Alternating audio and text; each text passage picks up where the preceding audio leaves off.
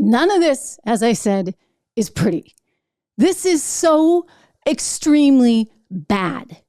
So bad in every single way, shape, and form. And it just amazes me that people are willing to do this to our country. They are so willing to do this. Here's Hillary Clinton again. The MSNBC, I told you the View is going to go away, right? Or at least everybody's salary is going to be reduced so significantly. I can't imagine Whoopi Goldberg's going to want to wake up and do that show every single day once Bob Iger and ABC sell it off. Disney's looking to divest some of its businesses, right? Like ABC News, which owns The View. Anyway, Rachel can take over that spot. Maybe Hillary can be her co-host. Here's the two of them talking about how it's so important to have truth. I have something to say about this, because this happens to be Rachel Maddow, who fed us a whole bunch of conspiracy theories, and Hillary Clinton, whose team was coming up with those conspiracy theories. Watch. The system of democracy at its heart is the idea that the people get to decide how we are governed. And if we no longer believe that our will is effectuated through the system, if bad actors tell us falsely that every election is stolen and that the only way an election is trustworthy is if they come out on top of it, then it tells you something not just about that person or that moment.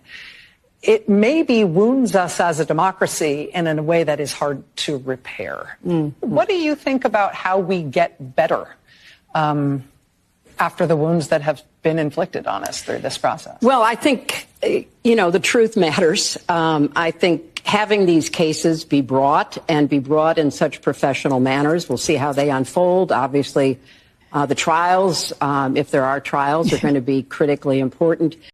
Yeah. You see, such a professional manner, right? Right. When they release the indictment ahead of time. That's what you call totally professional. And she's just salivating at the idea of waiting for that trial. I mean, maybe it's payback, right? Because her husband had to go through that whole televised trial and she was just mortified, as she should be. Wow. Anyway, I point to that because she's talking about the importance of truth. We know all the conspiracy theories that Rachel Maddow fed us. I remember watching that at the time and being like, how can anybody buy any of this? This is wild stuff. And she just would keep getting deeper and deeper and deeper down that rabbit hole, which was entirely fictitious. And anybody with half a brain ought to have been able to look at some of those things, like the so-called dossier, which was written as though it were for the National Enquirer, and have concluded, as a journalist, logically, this was not a piece of intel. It was not written by anybody in the intelligence field. It was written as though it was opposition research. So that was Hillary's opposition research, which sent us down that whole thing. And yet, Hillary Clinton, 2 months before the election, less than that, this was in late August of 2020. I couldn't believe my ears when I heard this one. She went on some podcast with her former PR person, and here was her advice. Listen to this. For Joe Biden going into the election. This is before a single ballot has been cast, everyone, right? The election didn't happen until November. This particular segment, this is what aired in August, and this is what Hillary Clinton had to say to Jennifer Palmieri. Listen. Joe Biden should not concede under any circumstances, because I think this is going to drag out, and eventually I do believe he will win if we don't give an inch. Excuse me? You do believe he will eventually win if you don't give an inch? You see what they were plotting all along. So wait a second. Let me be very clear. If your side is winning, then it's okay. It's fine. You can ask all the questions you want.